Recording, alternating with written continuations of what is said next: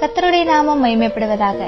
இன்றைக்கு தேவன் நமக்கு கொடுக்கிற வேதவசனம், தேவையானது ஒன்றே, மரியாள் தன்னை விட்டு எடுபடாத நல்ல பங்கை தெரிந்து கொண்டாள் என்றார்.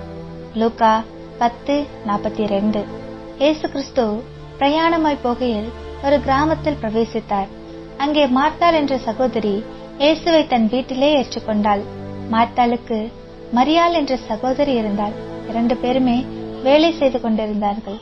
மரியாளோ இயேசுவின் வார்த்தைகளை கேட்டு மார்த்தாளை விட்டு இயேசுவின் பாதத்தருகே உட்கார்ந்து அவர் வசனங்களை கேட்டுக் கொண்டிருந்தாள்.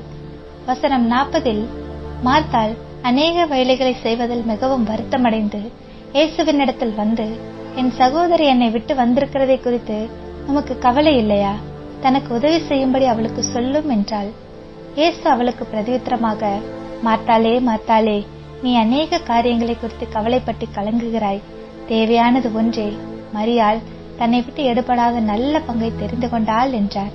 அநேக நேரங்களில் நாமும் தேவையான இயேசுவாகிய நல்ல பங்கையும் அவருடைய வேத வசனமாகிய நல்ல பங்கையும் நாம் விட்டுவிட்டு பிஸி உலகத்திலே, உலக கவலைகளில், ஐஸ்வர்யத்தின் மயக்கத்திலே அநேக காரியங்களில் கவலைப்பட்டு கலங்குகிறோம். கவலைகளை, பாரங்களை, வருத்தங்களை மாற்றுகிற இயேசுவின் பாதத்தில் அமர நேரம் ஒதுக்காமல் இருக்கிறோம். அவருடைய வசனத்திற்கு நேரம் ஒதுக்காமல் இருக்கிறோம். இயேசுவாகிய நல்ல பங்கை தெரிந்து கொண்டதினாலே மரியாளின் அழுகை இயேசுவை கலங்க செய்தது. மரியாளுக்கு மரித்து போன லாசர் என்ற சகோதரனை 4 நாள் கழித்து உயிரோடு எழுப்பினார். வெளியேறப்பட்ட பரிமள தைலமுள்ள வெள்ளைக்கல் பரணியை கொண்டு வந்து சிரசின் மேல் ஊற்றினாள் என்ற நற்கிரியை சுவிசேஷங்களில் நினைவு கூர்த்து எழுதி வைக்க அறிவுறுத்தினார். நாமும் இன்றைக்கு கவலையெல்லாம் அவர் மேல் வைத்து அவருடைய வார்த்தையை நல்ல பங்காக தெரிந்து கொள்வோம். நமக்கும் அற்புதம் செய்வார். கவலைகள் இல்லாத வாழ்க்கை வாழ்வோம். தேவன் நம்மை ஒருபோதும் கைவிட மாட்டார். ஆமேன். நாம் ஜெபம் செய்வோம்.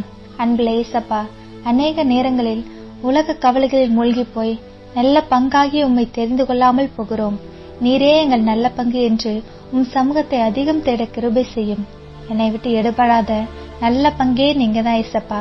இயேசுவின் நாமத்தில் ஜெபிக்கிறோம் எங்கள் நல்ல தகப்பனே. ஆமேன். கர்த்தர் உங்களை ஆசீர்வதிப்பாராக.